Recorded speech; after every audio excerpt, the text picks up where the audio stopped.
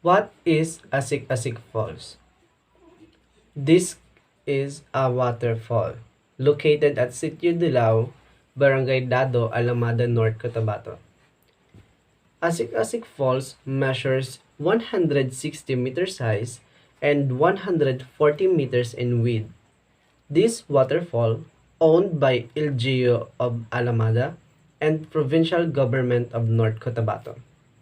Description: the locals of the area named this newfound water system as Asik-Asik Falls. Literally means sprinkle sprinkle. In the native Hiligaynon language, it is called since it sprinkles cold water as it drops into the shallow rocky pool at the base of the mountain.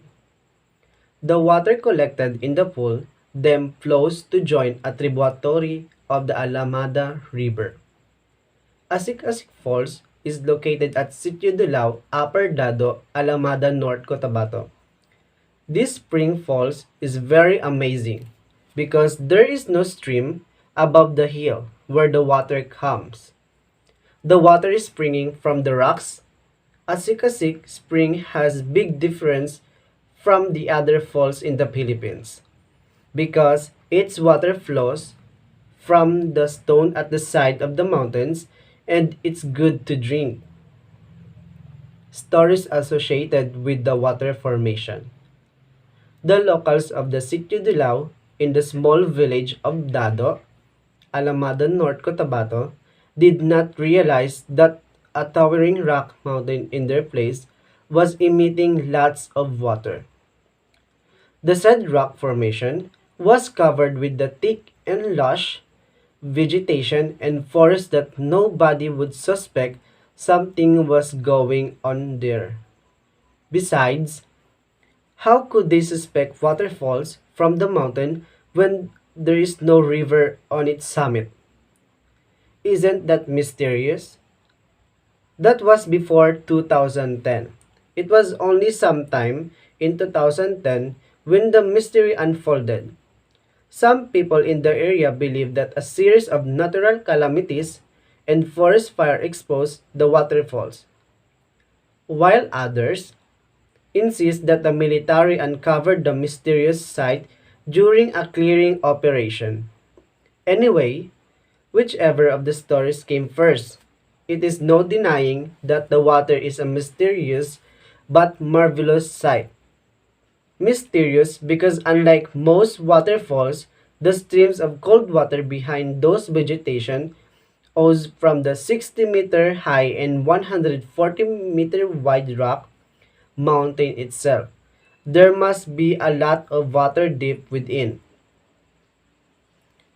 Significance: Asik-Asik Falls contribute significantly to the tourism industry. It typically reach economic benefits of tourism and promote the local culture, heritage, and environment. This can often result in increased environmental preservation and a positive environmental impact of tourism. Conservation. Number one, conservation is the status protection. To preserve and protect the Asik-Asik Falls, a comprehensive scientific report representing the unique geology of the area is submitted to the National Committee on Geological Sciences to support its declaration by the DENR or the Department of Environment Secretary as a National Geological Monument.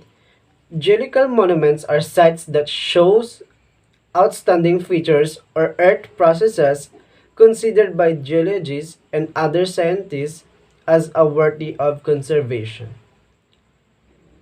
Number two, conservation is the constraints, threats, or issues. The Asik-Asik Falls was temporarily limit the visitors that are visiting to its beauty. The LGU of Alamada has implemented safety health protocols to ensure the safety of every people because of the COVID-19 pandemic and the non-stop increasing of positive and COVID-19. third conservation is the conservation measures. The Mindanao Development Authority created a working group to ensure the protection and preservation of the Asik-Asik Falls in Alamada town. Minda said, and the DENR would spearhead reforestation efforts and denode areas through the National Greening Program wherein cash crops under the supervision of the AR. The FPE and MINDA will provide technical assistance for social preparation activities, as well as a sourcing of funds and other assistance needed by the Council.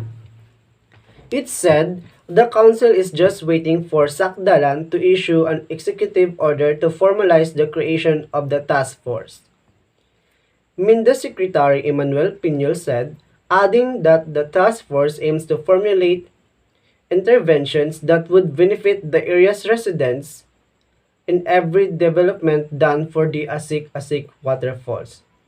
The communities around it should be involved in every step of the way. That was Piñol said.